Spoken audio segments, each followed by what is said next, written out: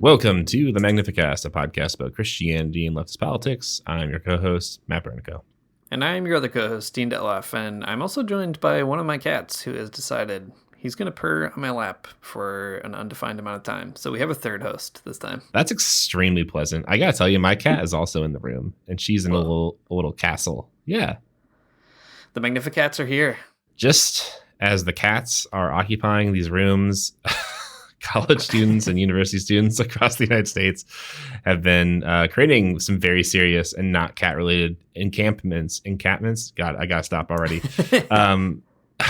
In their universities. You've probably seen it on the news. You've probably seen it online. But there are protests in 45 out of the 50 yet to be United States. I think 80 different U.S. campuses and maybe more at this point. It's hard to say. Arrests and other types of police repression have occurred at probably all of those, but arrests specifically at 40 of those campuses. All kinds of other protests have sprung up around the world in solidarity with Palestine and the people in Gaza, in places like Argentina, Australia, Canada, in the UK, in Ireland, in Italy, all kinds of places, man.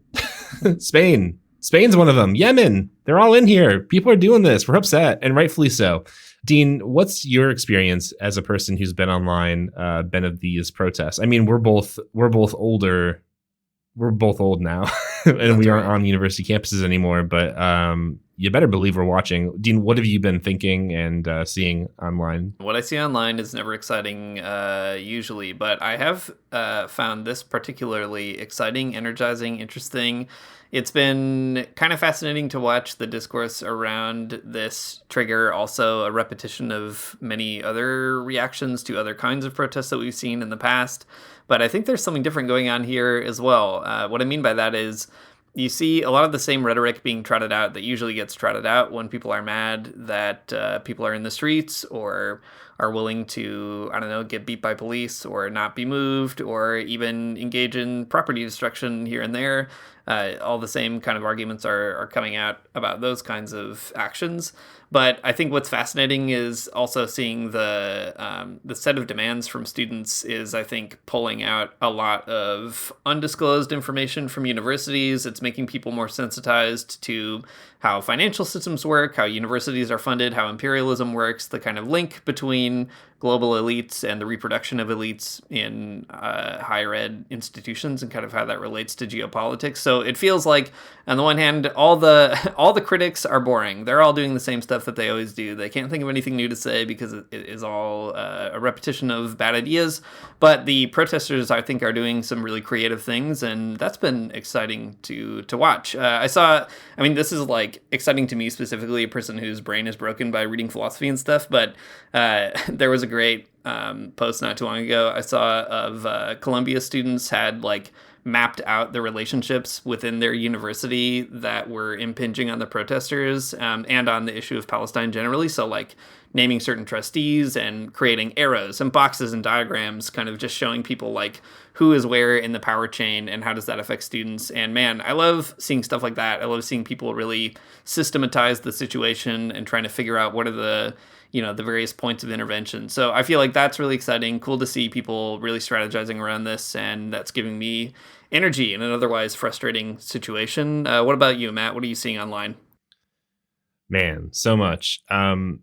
First of all, being in the being across the sea in Scotland has made me sort of I think removed from this in a particularly weird way, where I will wake up in the morning and see everything that's happened in the previous day's afternoon, which is bizarre. But yeah, what I've been seeing has been really interesting. I've been following Mel Buer, who actually she was on the show an extremely long time ago because she used to be on this other podcast. But anyway, she's now a reporter for The Real News and does all kinds of interesting sort of protest and labor reporting. She's very cool. I'm appreciative of the work that she does. She spent a few days at UCLA following the encampment there, and she was out overnight doing basically war reporting on the encampment and the ensuing counter protest and the violence and the police repression that kind of came out of it. So anyways, following that was such a weird thing to see. I mean, her coverage of it was as good as it can be as someone who's in the middle of a huge chaotic scene. I mean, it was great to follow her on Twitter and just see what was happening.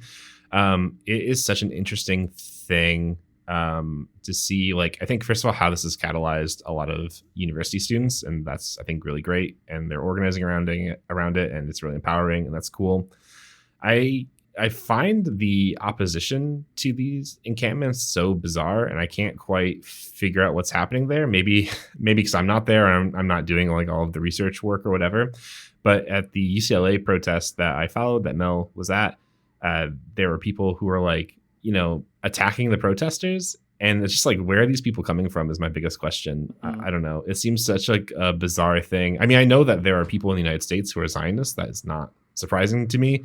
But that they would like actually show up and like and do that seems like just it seems outside of what I would expect, which is maybe my own problem. But anyways, I guess that was a really shocking moment, I think, to see like just how staunch the opposition is, that it's not just police repression, but there's other types of yucky Zionist stuff going on as well that I'm not a fan of. Yeah, and it's revealing all the double standards and all of that, and showing policing to be what it is. For example, it's been interesting to see academics themselves be either politicized or not by this whole situation. But something that many academics, especially in the South, have been pointing out is, the police were not reacting this strongly when there are like literally Nazis carrying torches around in North Carolina or whatever, and that is pretty revealing. Like a literally anti-Semitic fascist march doesn't draw out tons and tons of police repression with stories of,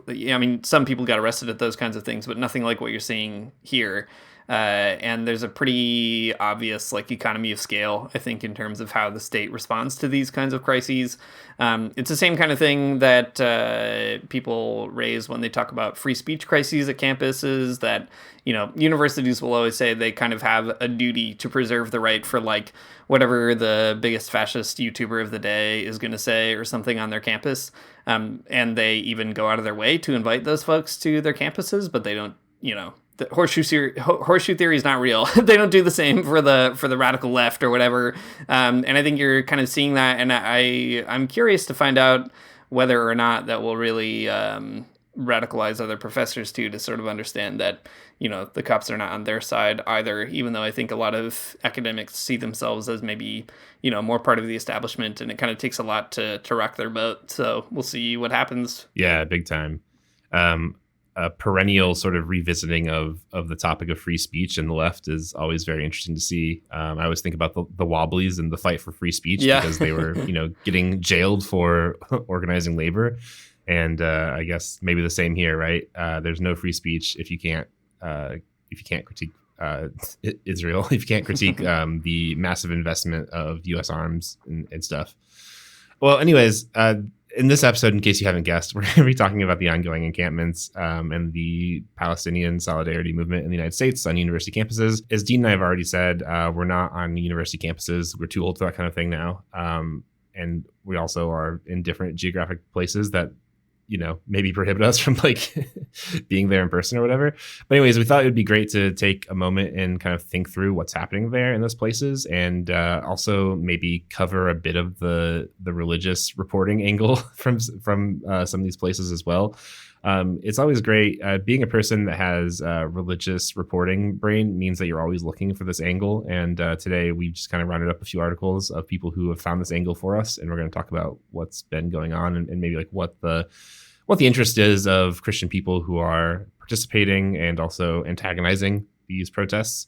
But before we do, Dean, I think it might be good just to talk a little bit about like what it is that these protesters are calling for or asking for, like what their demands are. And I think something that is probably not immediately obvious to people who are maybe suspicious of these protests is what universities have to do with Palestinian liberation anyways. I think for people on the left, it's not that surprising that the big universities across the United States are in some ways embroiled and connected with in arms research and arms production that will end up benefiting Israel in a handful of ways. So anyways, I think it's good to talk about divestment as maybe a strategy, but also like what it actually looks like at this moment. So I think this might be a good place to start. So why universities are embroiled in this whole thing in the first place, why university students care about this, it's because the universities that they go to, that they pay money to, that they attend, that they live at, they all in some way prop up Israel as a state and the apartheid of Palestine. Here's a quote from Time magazine, time.com, that kind of lays some of it out in just like some boring terms. Divestment from Israel is one of the demands echoed by student demonstrators nationwide. At several colleges, students have erected tents on campus grounds as they rally for their cause, calling on universities to sell off investments from Israeli companies and those with ties to Israel, such as Lockheed Martin, Boeing, Alphabet, and Amazon. About 100 U.S. colleges have reported gifts or contracts from Israel totaling $375 million over the past 2 decades, according to a Department of Education database. Dean, what do you think about those numbers? $375 million. It's a lot of money. It's a lot of that's a lot of Snickers bars that you could buy yourself. It's a lot of money. It's a lot of bad money. Yeah, I mean, I think as I said earlier, something that's so interesting about these encampments on universities is that they are provoking these kinds of arrangements to be more public. Universities are so weird. I mean, it's a common joke, especially in big universities, that universities are essentially a big hedge fund with like maybe a hospital, and sometimes people read, old dusty philosophy books or something. They're essentially like real estate managers, hedge funds. They have a bunch of money invested in the market.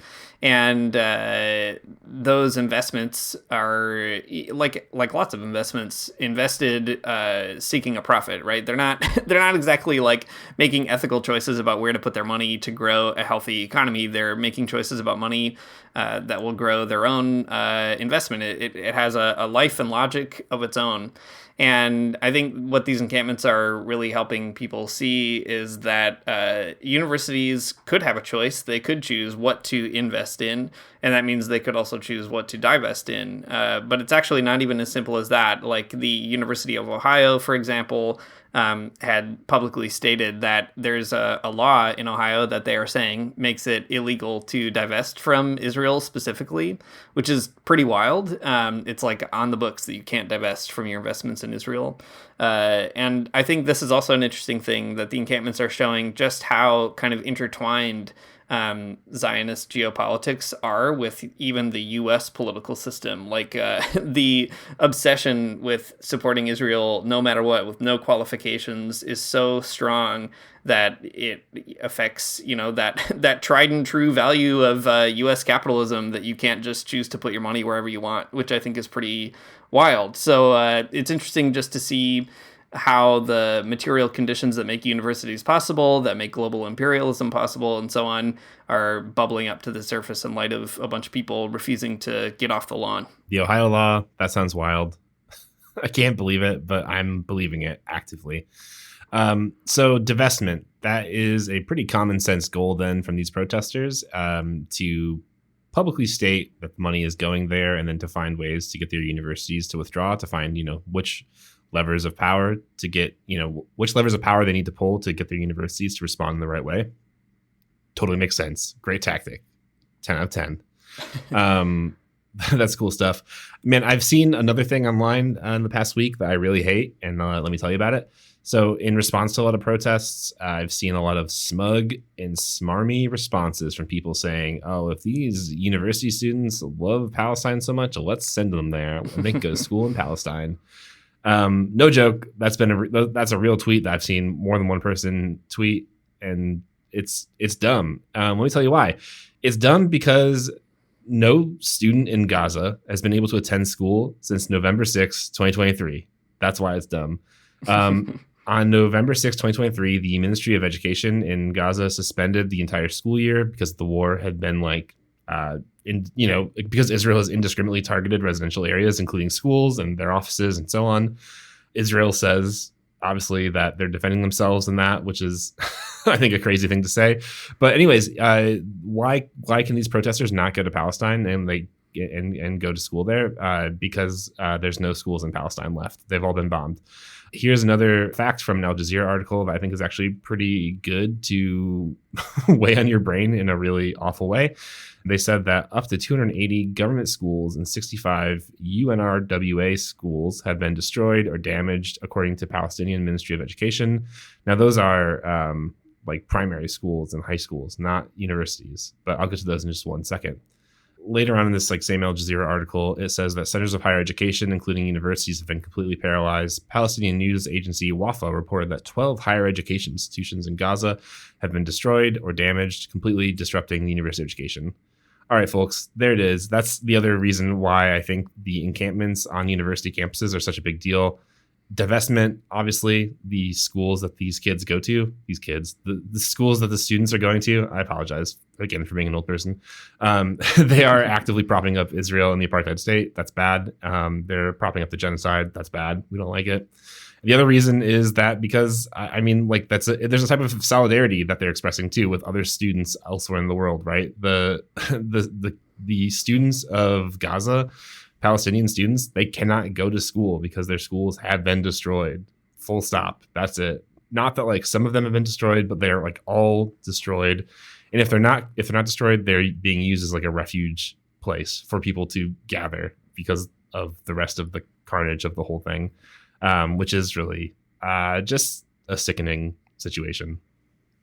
Yeah, I think, I mean, one thing I find kind of hopeful about all of this, too, the encampments, is student politics are really complicated in the US and Canada, especially. There are lots of stories in the history of both of these countries where, you know, students, they got wild, like they made a choice, they did something, you know, a big sit-in at a campus or whatever, and it got so intense and students have been killed for resisting war and so on. You know, you think of like Kent State and so many other examples, even during the civil rights movement, these really kind of powerful moments in history where students have been at the forefront of making a change and building a political culture in these countries. And I think always too about so many of the kind of movements that we remember and think about in, you know, maybe like we think about them as like guiding lights or something like that, or important precedents like the Black Panther Party or the Young Lords. So many of those movements were made up of students as well. Like they were literally students who also were part of these other organizations, a lot younger than we often remember them as. And that is all really cool, but student politics has been basically dormant in terms of student identity. I mean, there's exceptions to that. Sometimes students are willing to kind of get upset about this or that. Obviously, certain schools or certain student unions have maybe a deeper living memory and can organize something or can, you know, get a strike going. And there's been a lot of great student activism around like getting grad unions and stuff like that.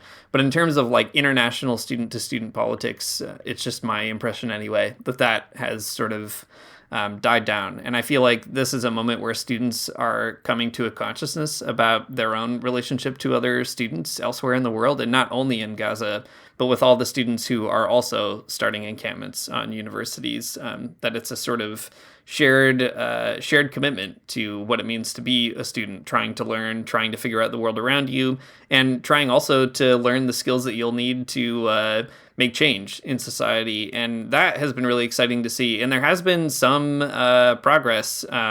You mentioned, Matt, the very, very many campuses that are experiencing this right now. Some of them have already achieved at least some concessions from their school boards or school administration. Some have gotten guarantees of having meetings with boards to kind of present their case for divestment. Some have also gotten even some movement around administration signaling that maybe they're open to that. In fact, all that stuff remains to be seen. That's like something an administration, I can imagine, would say if they want to get, you know, all these kids off of their lawn so that when it comes to like admissions season, they don't have pictures of like police beating their students going around. But at the same time, you know, these are kind of real gains. And students also are starting to be organized as real dialogue partners with administration, you know, like they're recognized as people who can negotiate around demands. And I think all that will also become more and more complicated as the practicalities get sort of hammered out of what students are really demanding and what they want and how to get it. But all that to say, I think it's just kind of a moment of a generally dormant student population, politically speaking, starting to stand on its own 2 feet. And I think that's actually very good news for the left general, like just kind of speaking about Palestine and many other things beyond. It's good that students are figuring out what they can do together. Yeah, absolutely. Maybe one more quick shout out about those about the student identity bit that you mentioned a minute ago. I think it's actually really interesting. Kind of evolving out of this whole situation is that UAW 4811. Sorry, just pulling it out of my head. It's one of the, I think it's like the biggest academic workers union. At least it's the biggest in California, if not the entire country. I'd imagine it's the biggest in the country. Sorry, I should probably have these facts straight, but I don't. Anyways, they are voting on a strike in light of the police protests in LA. So it's like that's I think a really interesting moment within this whole thing, where it moves. I mean, it comes from like a self-identification of like students as a type of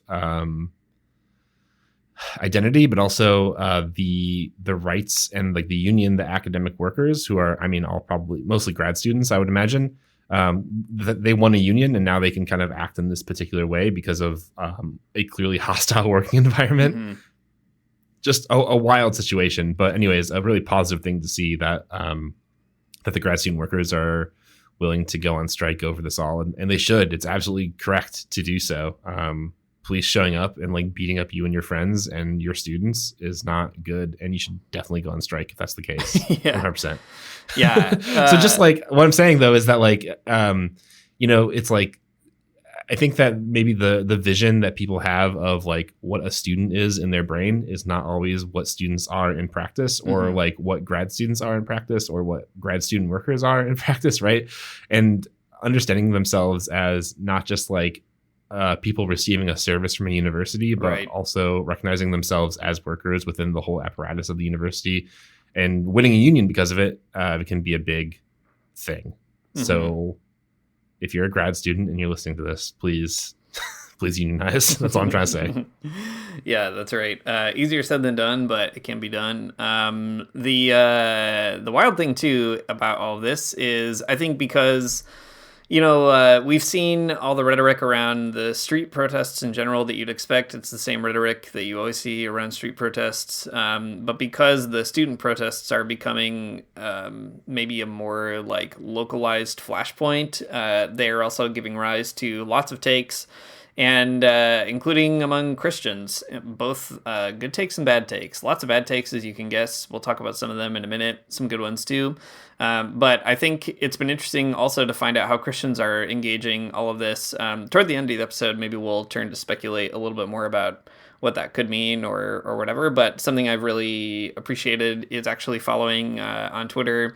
A lot of theology students are getting involved. A lot of students on Catholic campuses are getting involved. There's a real Christian presence even within these student protests. I've seen a lot of Christians for Palestine signs at these events. A great account, if you don't already follow it, is Terra Nouvelle 2. I don't know how to describe it.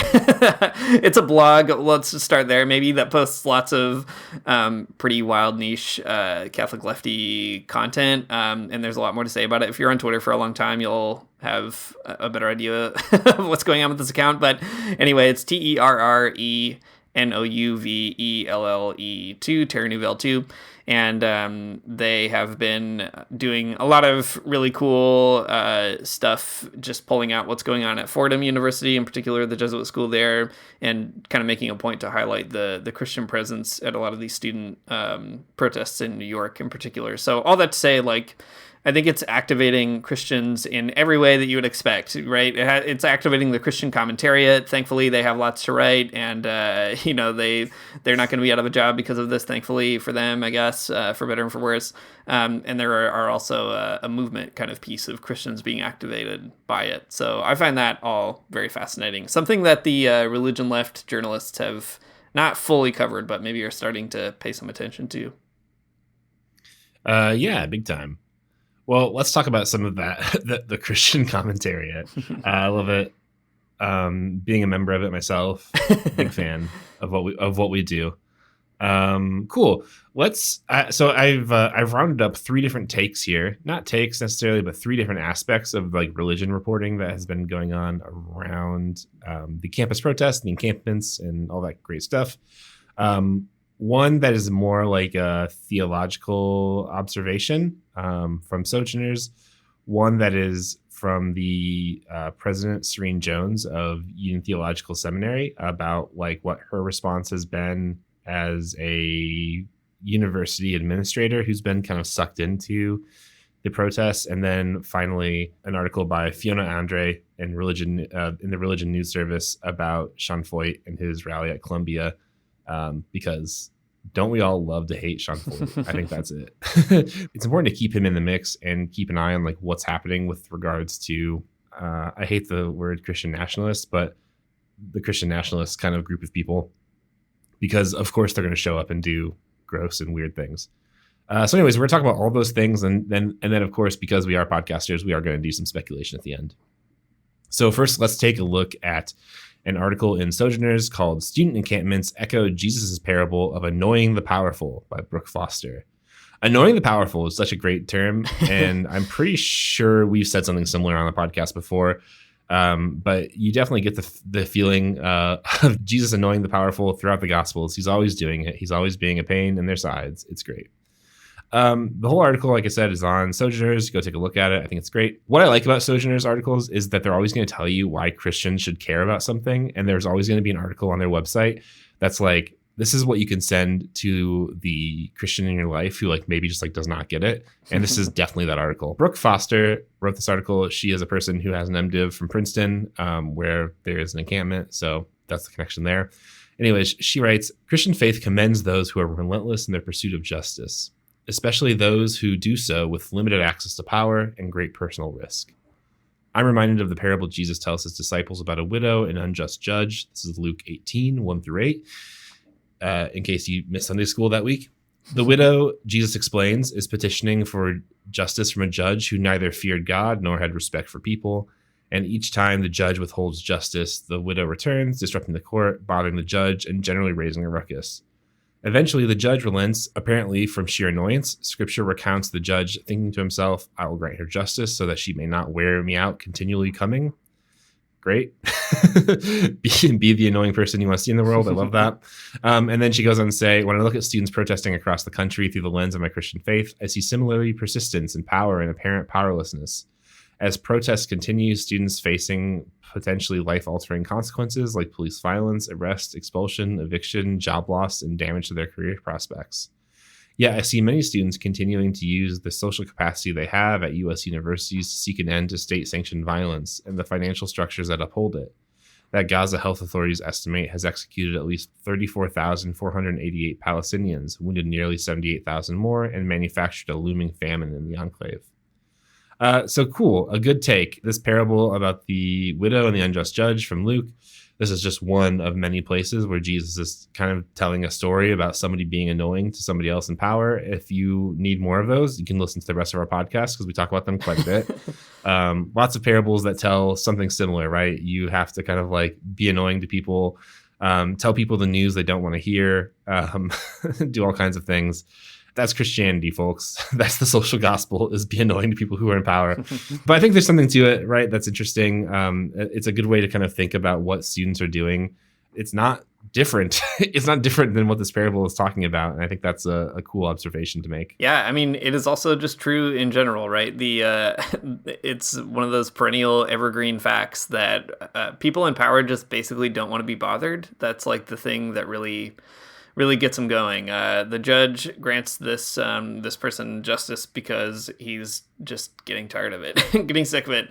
And it's the same with our own politicians. I mean, I think anybody who's ever had to do lobbying work knows that at the beginning, like, you can try your best to be nice to the government in hopes that they would be nice to you back. And like, sometimes that does work. I think that's also important to say. Like, you know, we can have a diversity of tactics for sure, but a lot of times it does not work. Actually, pretty much every time you have to find a way to be a bother, to be annoying, to stay on somebody's agenda, to basically be like, you can't be safely ignored and just let the issue go away or die down or kind of let the news cycle move on.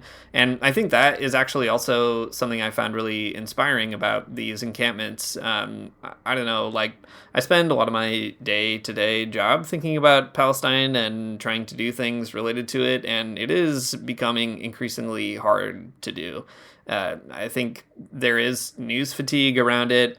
I think also there's a sense of hopelessness around it. People are like, we've tried every avenue at this stage. We've talked to every person we could. We yelled at politicians. We said nice things to politicians. We've sat in their offices, all this kind of stuff, and still the government is approving all these weapons to be sent to Israel every month or whatever.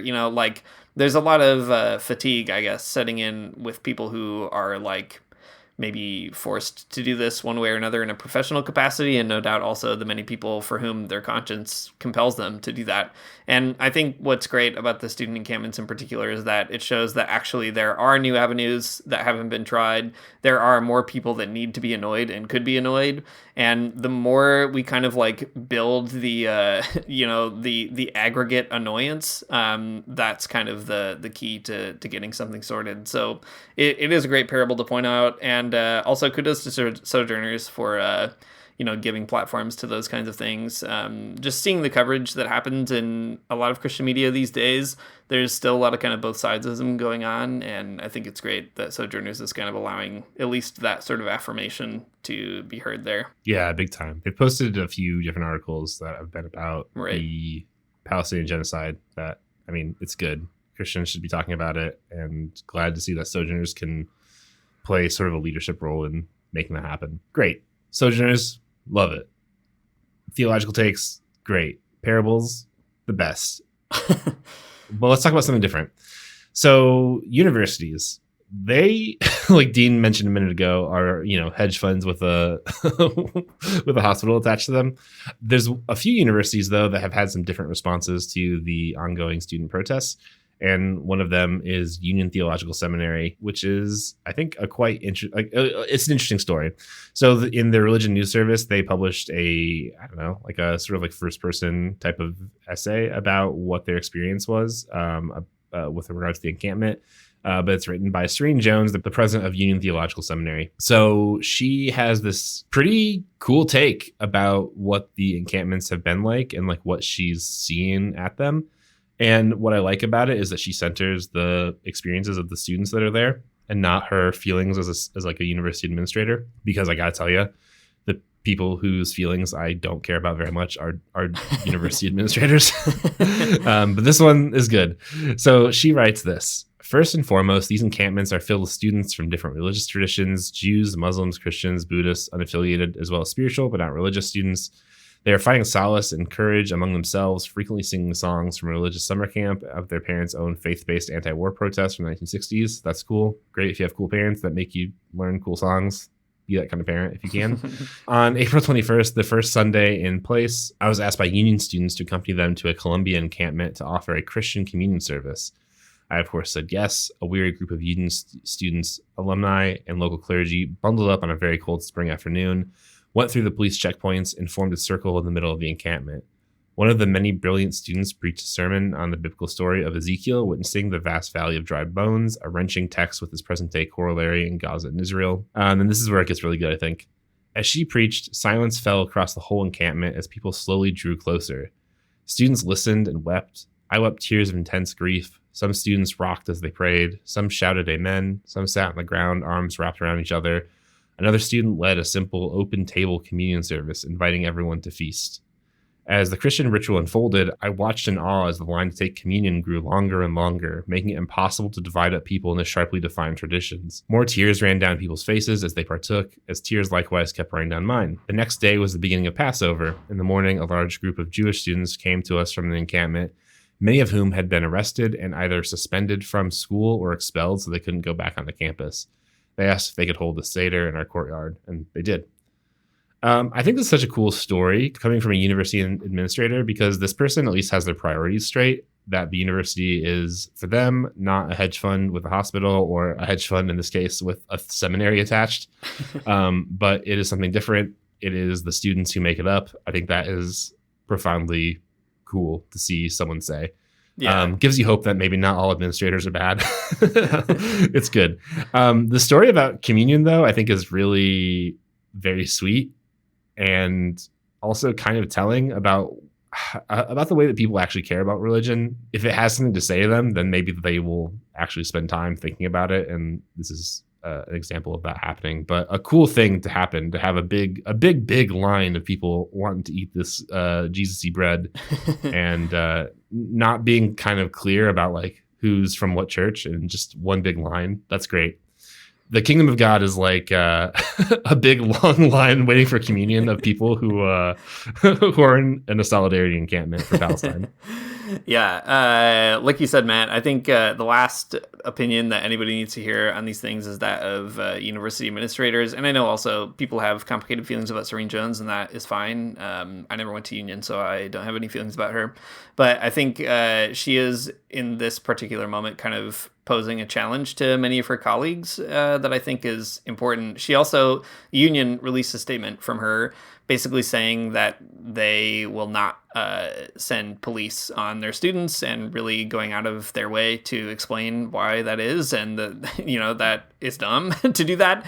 And I think that is also huge because there are lots of other theological schools on the campuses of bigger public schools where there are huge encampments, and it is crickets from a lot of those schools. And it just leads me at least to wonder, and I would hope a lot of other seminarians as well, like, if your theology school can't be like, police shouldn't be beating students here, then literally what is it for? I sincerely don't know. I don't know why you would have one if you can't pull that off, something as simple as that. And I think it's pretty impressive for Serene Jones in that capacity to be saying that pretty unapologetically at Union, and pretty early on as well. Like, she didn't wait around.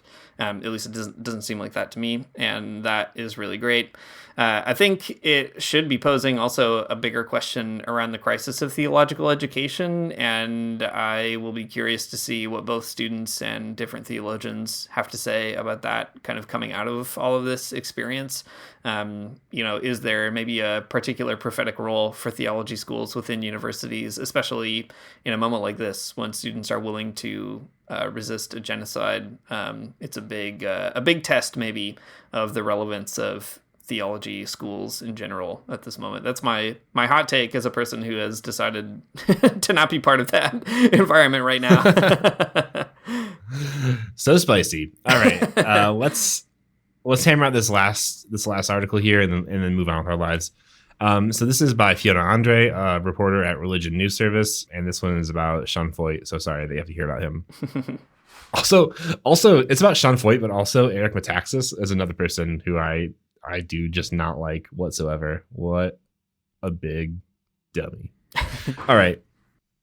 The article is called Christian Nationalist Activists Lead Pro-Israel Rally at Columbia University. On Thursday, April 25th, Christian nationalist activist and musician Sean Foyt, Pastor Russell... I cannot.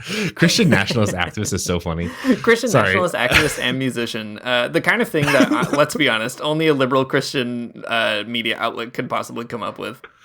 Exactly. I mean, good for them. They're not wrong, but it's just a funny way. If I would have written it, it would have been like... just giant dumbass Sean Foyt. All right. Anyways, Christian nationalist activist and musician Sean Foyt, Pastor Russell Johnson, who I'm not familiar with, and conservative author, who I am familiar with, Eric Metaxas, headed to pro-Israel rally at Columbia University in response to the Gaza Solidarity encampment established by students a week ago. I hate this so much. Sean Foyt, this is his thing. This is what he does. Like, every time there's a giant protesty movement, this is what he did during the George Floyd protests, is that he would show up on the scene and like confuse people by playing guitar and draw them in or whatever. It sucks. It sucks that he does this and he goes there. I get, though, it's a tactic that probably works. I'm sure that like a guy showing up playing guitar is you don't flag him immediately as a shill for genocide, but that's what he's doing. Okay. Right. Absolutely. Yeah. I'm sure Sean Foyt has like a ridiculous sneaker collection that's been funded by his pro-genocide performances. Okay. Oh my God. That's exactly what, yes, that's what it is. That's a Dungeons and Dragons campaign waiting to happen. Anyways, this rally, it's called the United for Israel rally, and it was advertised on social media beginning on Wednesday. This is now weeks ago, but it happened. And it was intended to show support for Israel, Jewish students, and faculties. It drew a crowd of a few hundred who circled the Columbia campus singing hymns and praying without entering its gates. That's what it was advertised as. Instead, what they basically did was yell at people. That's kind of what it came down to. So Sean Foyt, he kickstarted the whole event by intoning the Christian anthem, "How Great Is Our God," before blessing the crowd and praying for Israel. So funny, by the way. Incredibly anti-Semitic. Yep. Big time. Sean Foyt says that today we say enough is enough. This anti-Christ and anti-Semitic agenda that has risen up in New York City, that has risen up in universities. He said, I hate this so much. I hate when evangelical Christians talk about anti-Semitism, because anti-Semitism is a real thing and it's bad and it's a problem. Like, for sure. I don't know. Talk to like people who are like active in a Jewish community in your area, and they will tell you that it's a problem. And I believe them. Anti-Semitism is bad. But also, it's like so hollow coming from somebody like Sean Foyt, who literally only believes that Israel is good because of like an end times prophecy, which is also very anti-Semitic if you think about it. And I'm thinking about it. So anyways, the article goes on to say, the day before in a live stream, Foyt said that there had been a rise in anti-Semitism on campuses due to the pro-Palestinian student protest, and it was a sign of the end times that they were near. The end times were near. College kids, you didn't know that they were that's one of the four horsemen of the apocalypse. Sean Foyt says that we're seeing this rise in this flood of anti-Semitism across the world. These are the end days. I know people will say this all the time, and everyone's always saying that this is the end of the world. Well, these are the end days. And we're one day closer to the return of Jesus. I've never heard anyone say that before. Well, listen, people are always saying it, and I'm saying it too, Sean Foyt says, which is... I love that rhetoric, because like people are always saying it's the end of the world, and you know it's not true, but this time it is definitely true. Okay. Finally, adding that the Israel-Hamas war, which is not a phrase I would choose, but it's the one that this writer has, adding that the Israel-Hamas war is one of these end times issues. Foyt said that Christians need to get right by siding with Israel. Reading aloud a verse from the 12th chapter of the Bible's book of Genesis, referring to God's covenant with Abraham, Foyt said it was a Christian duty to support Israel. Dean, can you tell me about why this is anti-Semitic, actually, to say this? Sure. I mean, this is just one of these end times issues, so it's pretty easy to talk about.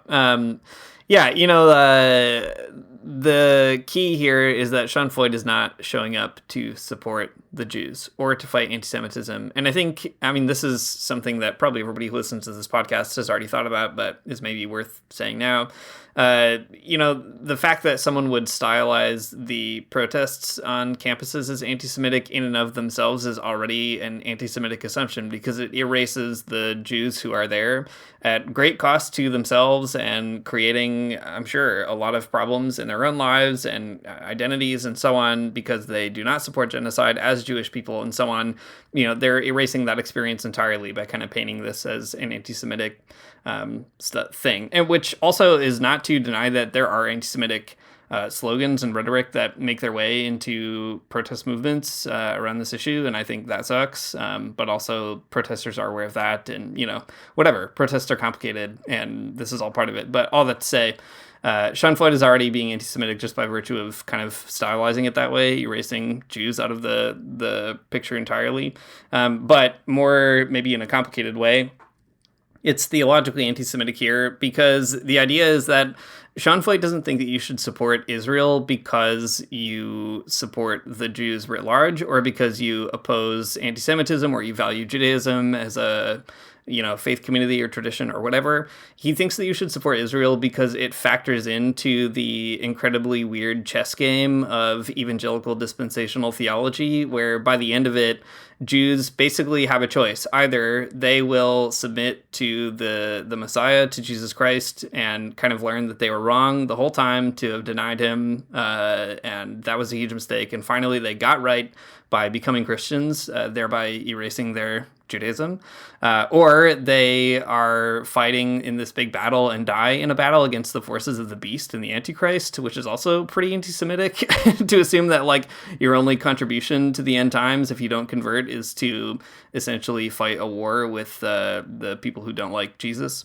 Or you perish just like every other non-believer and go to hell. There's no fast track to heaven for people who don't accept Jesus Christ, including the Jews, if you're in the Sean Foyt theological ideological universe. And I think that is something that, you know, a lot of Jews also rightly understand. Even Zionist Jews are like mad that Sean Foyt is doing this, which I think is very wild. A whole situation for them, I guess, to sort out. But yeah, there's an anti-Semitism baked into the way that these particular Christians think that the end times will happen, and baked into why they support Israel. And also, like, the state of Israel knows that, and they accept that. I mean, they take that for granted. They find their allies where they can. And I think it's, you know, it's telling that there's a kind of cynicism about accepting certain kinds of anti-Semitism as long as it allows you to call other things that is opposition to Israeli genocide anti-Semitic. So that's a huge rhetorical piece that, you know, especially if you're outside the kind of evangelical world, maybe doesn't come across very obviously. Thank you for explaining that. That's very good. A very helpful explainer. Sean Foyt, what a big idiot. Don't like this guy. Eric Metaxas, just as bad, if not worse. You know what I don't like about Eric Metaxas? First of all, I don't like these on Twitter. And I don't like that I've seen occasionally some of the things he said. He also wrote a book about Dietrich Bonhoeffer, and I hate that he did that. Dietrich Bonhoeffer is like, you know, he could be such a cool sort of like leftist Christian character, and I think he is. But Eric Metaxas is really trying to make it happen for the right, and that sucks. In a big way. Not a fan. Yeah, I agree. Eric Metaxas get lost. Okay. Dean, we've been through it. We've talked about the protests, the encampments. We've been talking about the links to universities. We've been talking about divestment and scholasticide, which is a word I learned recently. But let's talk about some of the big takeaways from this whole thing, this conversation that maybe we can draw out. The thing that I was thinking of mostly is just that, like, this is like the third or fourth big uprising I think I've lived through as a human person, which is really actually interesting. You know, Occupy happened. That's true. But I guess more recent in my brain, or at least more close to home, are the Ferguson protests and the George Floyd protests that have happened in previous years and in the aughts, the late 2000s as they were. But yeah, I mean, I guess it's interesting that we've seen this whole cycle happen so many times already. The cycle of protest and police repression, protests and police repression, and on and on and on. You know, I think in the last sort of round of Black Lives Matter protests, during like the sort of George Floyd era of them at least, the abolition movement got a lot of steam around the, you know, we heard a lot about defund the police, yes, but then we also heard a lot of more radical voices saying abolish the police altogether. And I don't know, man, sounds good to me. But it's interesting to see how that conversation about policing has developed and the ways that those tropes kind of continue to play out even now. It's not necessarily the protest that is the problem, right? It's the police that are the problem. It's the extreme response from police officers every time that is problematic.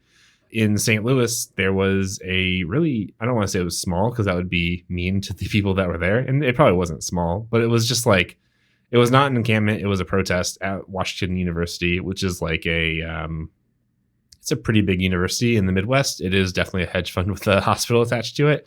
It is like, it's not an Ivy League school, but it's like, you know, adjacent to an Ivy League school. They had a protest on their campus, and a lot of very brave students stood out there and like were present and were kind of showing their anger at the university and their investment policies. But the cops came down so hard on them, unbelievably hard, and, you know, tore them away from the protests. They arrested some of them. They arrested faculty and so on, and, you know, expelled people from campus as well. Just a whole bad look. But I mean, we see this happen time and time again. And I don't know, it seems like more fuel for the fire for the abolition of policing movement. You just look at these things and you see the absolutely like outweighed response from police and the way that they're willing to use violence for extremely stupid ends, because at the end of the day, like, none of these encampments are hurting anybody. Like, you know, it's not like these encampments are contributing to something bad even. They're just people, they're sitting out on the steps and they're demanding something. There's something violent amidst them. It's just police like overreacting, responding in really awful and like thuggish ways. Hate it. It's not good. It's pretty bad. And I think it's also pulling into view like who is willing to be on the right side of the issue. That's one incredibly nice thing about the police is they do kind of let you know who your friends are in a pretty obvious way. Yeah. You know, for example, I'll call him out on this podcast because I think he's being extremely annoying on the internet. This guy, Tony Annette in particular, I found very revealing in this moment. He's a guy, a liberal Catholic guy who wrote a book called Cathonomics. I don't know what to say about it. A guy who stylizes himself as being very into social democracy and like, I don't know, various forms of democratic socialism, but did work at the IMF and has a lot of increasingly right-wing opinions about all kinds of things, race and otherwise. Not a great trajectory for this one, but he has also been talking a lot about just deriding the defund the police rhetoric in general and explicitly defending the police under the pretext explicitly that in Colombia some students, I guess, broke some windows and like, I don't know, put some furniture on top of some other furniture, like pretty like pretty bad boilerplate stuff. Yeah, not pretty wild. But the police obviously responded to that in an incredibly militarized way, and he thinks that that's great and fine and good, and in fact that they should do that. And Colombia is doing the right thing by calling the cops on these students. And I think it's important to keep track of who is kind of showing their ass in public, you know, like, for example, I mean, Tony Annette in particular is a guy who's published in a lot of progressive Catholic publications making the case for social democracy. And if your social democracy means that also cops should just beat up students for saying that bombing tens of thousands of people in Palestine is not a good thing, then I'm sorry, that is very bad, actually. And you shouldn't be welcome in those kinds of spaces, you know? So I think I'm just singling him out, but he's not the only person. I think there's a lot of folks who are either saying or not saying, you know, what they mean in these kinds of moments. And it's significant to use that as kind of a crystallizing moment.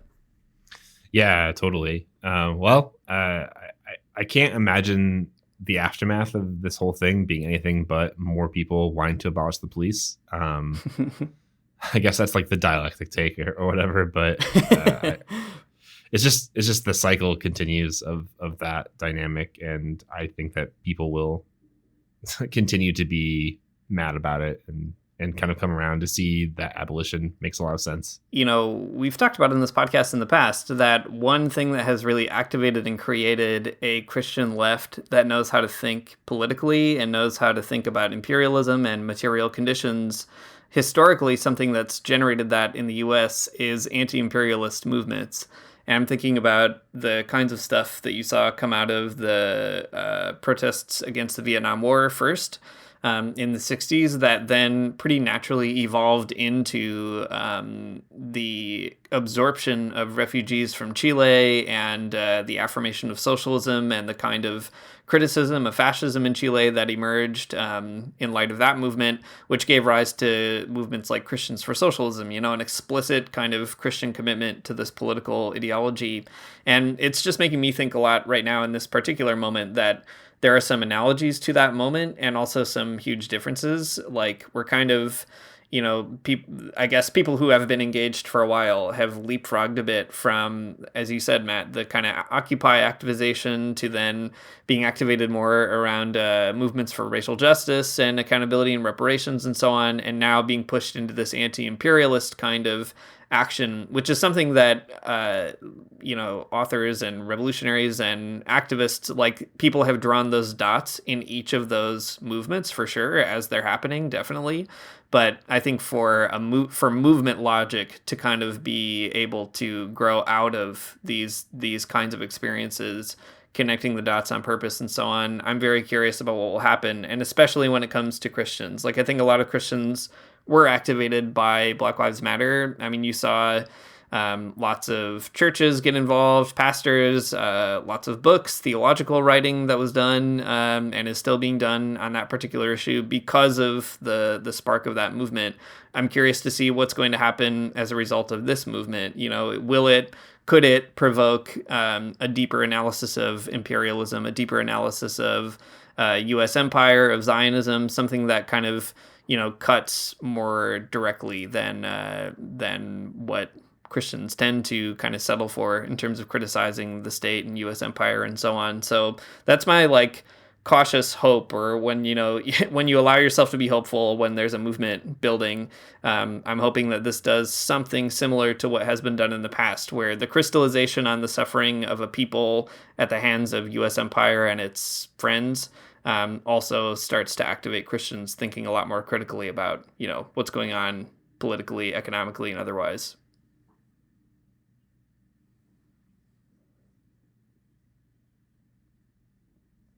I've said a few times in this episode that we are old people, and I don't know, just an idea I'm really having to kind of come to terms with right now.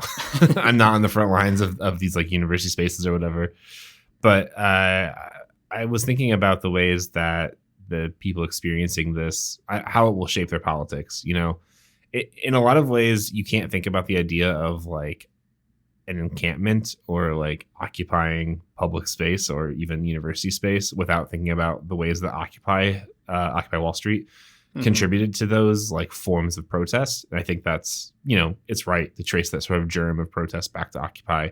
Of course, like it happened other places before Occupy, but Occupy Wall Street is like such a defining moment for the left, for better or worse, in the United States of this particular era, right? That's not wrong to say, I guess.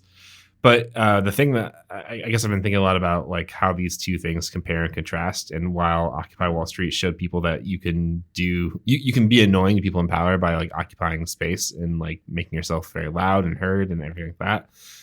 These protests they're so different, I think, in a lot of ways. Like Occupy like was always trying to find like its footing about like what it actually was or what people were demanding. Generally it was some kind of like economic thing, but nobody could ever quite put their finger on like what it was.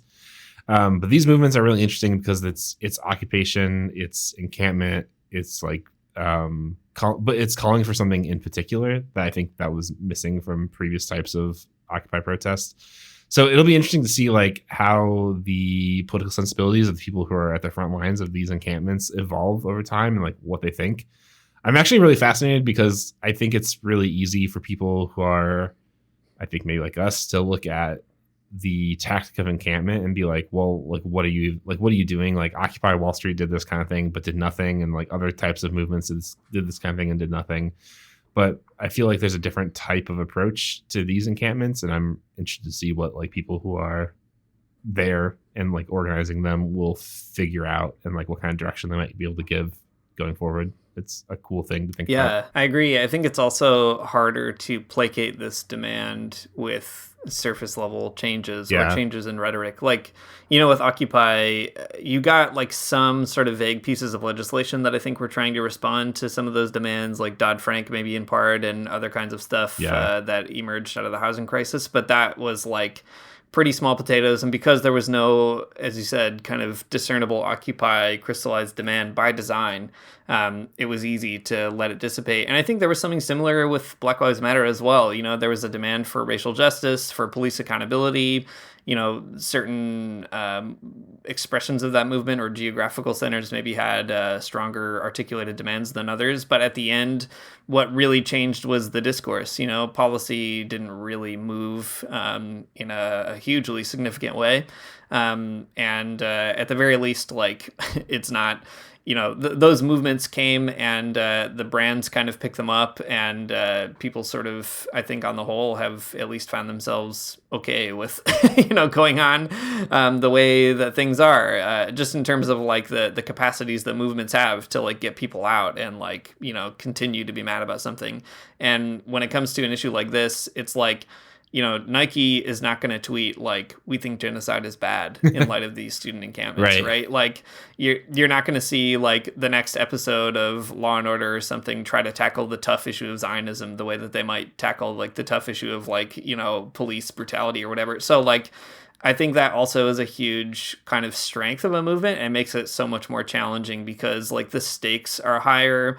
There's not a lot of compromise that can be made on them, or at least even the lessons of compromise will be revealing because they will not, you won't be able to like when students go to a university board and they're like, we want you to divest from Israel, and that board inevitably says no, and they vote no, and for no good reason. That will be such a defining moment for those particular students, an important moment of disappointment or victory. I mean, let's cross our fingers, I guess. But all that to say, like, I think having that crystallized set of demands and issues that can't be reabsorbed is pretty big. Yeah, that's a great point.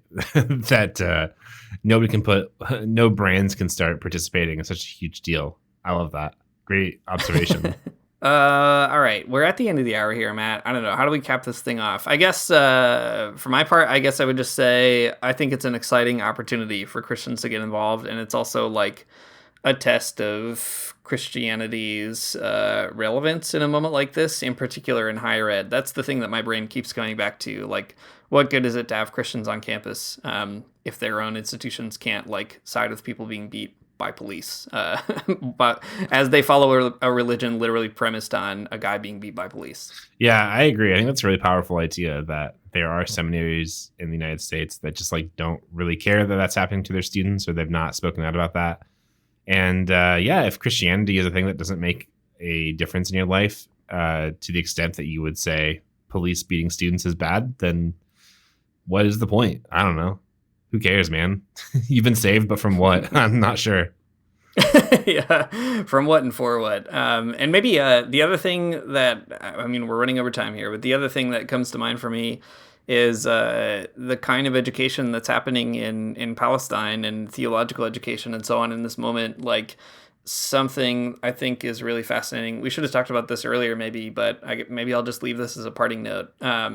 Something I think is really fascinating about Palestinian Christians is that they seem to have a pretty big drive and like ability to establish institutions in a situation where that seems really hard to do. For example, Christians run lots of hospitals, lots of schools, many of which have been destroyed or are kind of struggling along in a place like the West Bank or Jerusalem or whatever. And I'm just thinking, for example, of like Mitri Raheb, the Palestinian Lutheran pastor, who is also the president of a university in the West Bank. These are people who are like writing liberation theology, like doing good work. Like, if you read his books, they're pretty impressive, pretty helpful, pretty important. They're also people who are like involved in higher ed, in education, in doing not just theological formation, but like equipping Palestinians with the skills that they need to try to build a society that works for them under a pretty brutal occupation. And maybe that's one thing that remains to be kind of sorted out, or dots that still remain to be connected, is like the connection between Palestinian Christians who are working in higher ed on purpose, which I think is actually a uniquely significant role that they're playing in Palestine, and the kinds of activism that's happening on campuses, elsewhere. I think there's something really important there. And all that to say, I guess it's an important moment to just start, making sure that you're still reading Palestinian Christian writers like Mitri Raheb and so many other folks who are involved in institution building and movement building and resisting occupation. They're still out there, still talking, and still being annoying to lots of other people, including other Christians. And we kind of have to find a way to be adequate to that. Thanks for listening to the Magnificast. If you like what you heard, you can support us on Patreon at patreon.com/the Magnificast. If you join, you can get access to our very cool Patreon-only Discord chat where we talk about all kinds of good things. Man, Dean, you've been gone for the last few days, so you probably haven't seen it, but a bunch of us have been playing this very stupid AI game called President Simulator. Oh, I did miss this. I have got to look it up right after this. Yeah, so it's just like an AI chatbot that someone has kind of like trained in some way to pretend like you're the president, and you can do all kinds of very funny stuff. My very first run I did of it, I basically made sort of like a system of communes that was pretty fun. and it was mostly just me thinking about how you'd build a mass movement.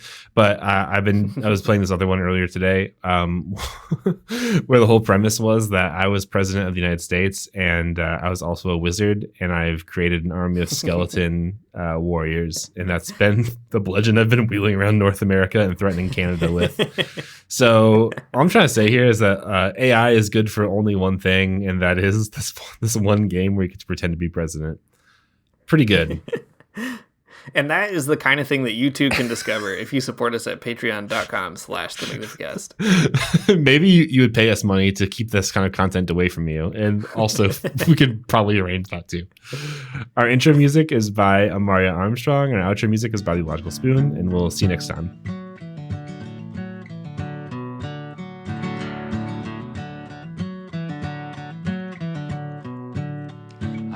Get up for church in the morning, souls alive. Heaven come to earth and there won't be no church. We'll meet down by the riverside. There we'll swim with all creation. Never get tired, never bored. Don't worry, someday there'll be no dam between us and our Lord.